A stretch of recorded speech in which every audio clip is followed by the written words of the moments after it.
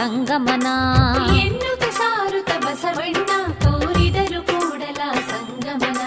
ದೇವನೊಬ್ಬನೇ ಇಲ್ಲಿ ದೇವನೊಬ್ಬನೇ ಲೋಕದಿ ದೇವನೊಬ್ಬನೇ.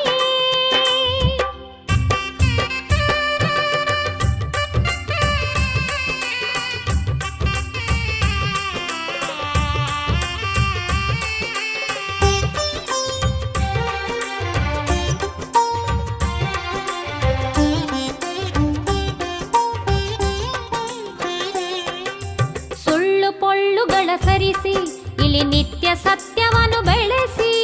ಸುಳ್ಳು ಪೊಳ್ಳುಗಳ ಸರಿಸಿ ಇಲ್ಲಿ ನಿತ್ಯ ಸತ್ಯವನ್ನು ಬೆಳೆಸಿ. ತತ್ವ ಸತ್ವವನ್ನು ಆ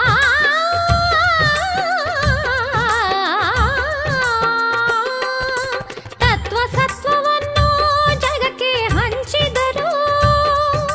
ಕ್ರಾಂತಿಯೋಗಿ ಪುರುಷರಾದರು.